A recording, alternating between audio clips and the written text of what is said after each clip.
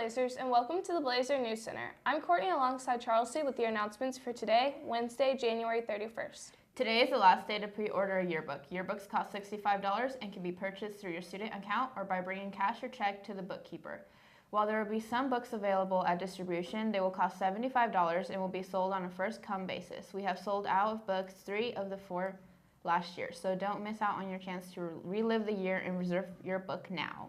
If you're interested in going to Winter Royalty with the Tops Club, send an email or talk to Mr. Erickson by Tuesday, February 6th. The Spread the Word to End the Word Day is March 7th. If you're interested in designing a t-shirt, please send this to Mr. Courts or Mr. Erickson by Tuesday, February 6th. Also, don't forget about Seminar Game Day every Wednesday in room 202. Now to Word of the Day. Today's Word of the Day is writhe, meaning to twist in pain.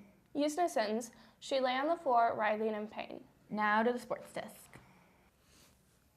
Welcome to Blazer Sports Desk. I'm Jacob J. Willie Leesburg alongside Matthew Joel Matthias Byer for your sports news and updates. Let's get right into it. Might as well. Last night, the GEHS Bowlers took on Olathe South, Washburn Rural, and Washington at Olathe Lanes East. The varsity boys finished third with Leon Gaeta bringing home fourth place individually.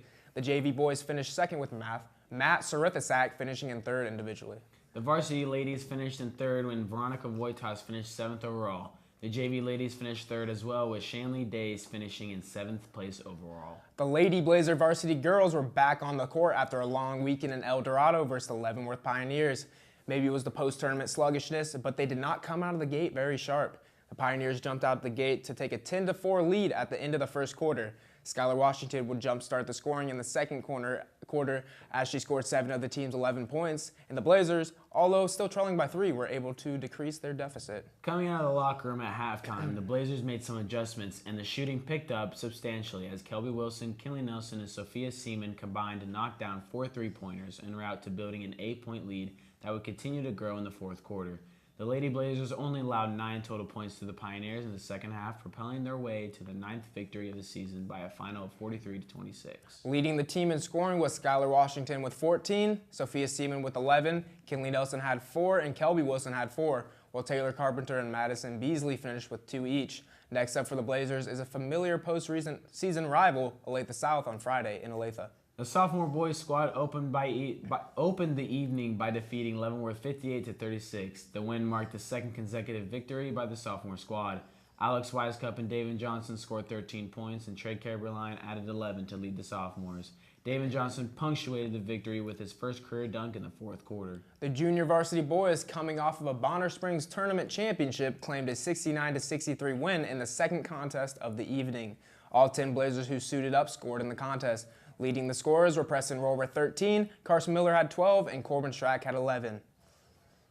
The varsity boys squad was unable to complete the sweep of Leavenworth in the nightcap, losing in a heartbreaking fashion 65-64. Leavenworth scored with 2.5 seconds left in the game to claim the victory. Leavenworth's varsity made 10 out of 19 three-point shots in the contest to outshoot the Blazers, but GHS was successful in pounding the ball inside with efficiency to provide an entertaining, high-intensity game. Brody Marshall had 17 points, Tevin McKelvey had 15, Luke Jennings had 13, and Tyler Rollwagon had 11 in a well-balanced offensive attack. The Blazers just failed to stop the Pioneers in a seesaw battle that saw 7 lead changes in the final minutes of the game. Last night, the GEHS JV girls took on Leavenworth for their second matchup this season. Both teams started out strong in the first half, with the score being 18-15 at half, GHS in the lead. Our girls came out on fire in the second half, outscoring Leavenworth 29-8, and they eventually defeated Leavenworth 47-23. 8 out of 10 girls contributed on the offensive end. Leading scorers were Madison Beasley with 9 and Kaylee Cox with 7. After a 2-week layoff, the Lady Blazers girls basketball C team returned to action Tuesday night at home against Leavenworth and won convincingly 59-18.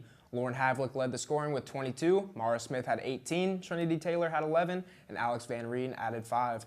The effort was awesome, and the girls played with great confidence. They are now 7-2 on the season. Now to good lucks. Good luck to the varsity and JV wrestlers at their duel against Blue Valley Northwest starting at 5 p.m.